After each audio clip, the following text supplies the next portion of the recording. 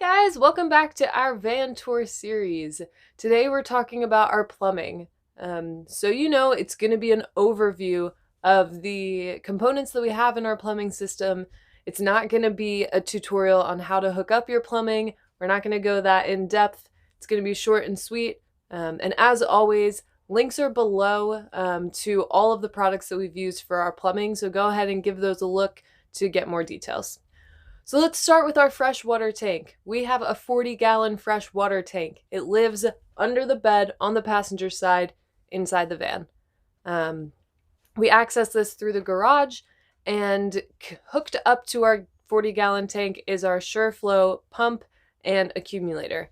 They have worked great so far. We haven't had any issues with those.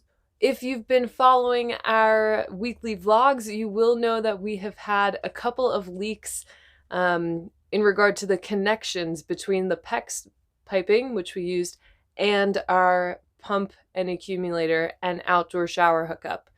The reason being is because we used liquid tape when we installed them. I don't recommend it. Just use the actual plumbing tape. And once we made that switch and got those hooked up correctly, it's been no issue since then. So with our 40-gallon tank, we find that we have to fill this every 2 to 2.5 weeks. We don't fill it all the way full. We go about 3/4 at the most, just because that's kind of where my comfort level is. I don't know why, but yeah, that's what we're doing with it.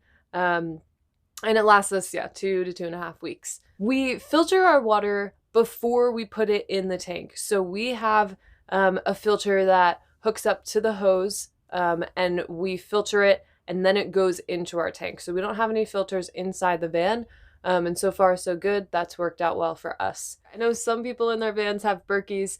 Jess definitely knows that some people in their van have Berkeys.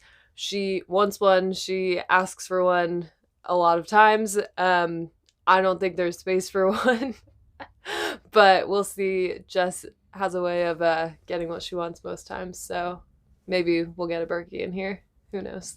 We have a 15-gallon gray water tank. It sits under the van on the driver's side. We have to empty that every week or so.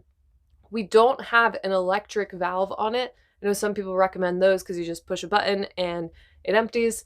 But I don't have a problem kind of crawling out under the van and twisting the knob for it to empty. It's not as stealth, but our gray water is, everything that's in there is biodegradable, so we feel fine, dumping it down storm drains. We do have gauges and sensors in our gray and freshwater tank. Again, links for those are below. Super helpful, especially for the gray water tank, because we can't actually see how full it is. With our freshwater tank, we can pull that side panel out to access it and see how much water we have left. But I would definitely recommend them, especially if your tanks are somewhere where you can't see them. Otherwise, you're kind of playing a guessing game there. What else do we have? Obviously, we have our shower, which if you want a more in-depth look at, go back to the bathroom video on this series, and that'll give you a good overview of the shower. And then we have our sink in the kitchen here, and the shower and the sink are both hooked up to our electric hot water heater. This guy is the 4-gallon Bosch hot water heater. It uses a good amount of wattage. I think it's 1800 watts is what it's kind of rated at. So we use it sparingly. We only use it when we shower in here, and we try to shower in the middle of the day when we're getting good sun, so that our electric doesn't take too much of a hit because of it. The reviews on the hot water heater were almost a little bit scary, but we decided to go for it.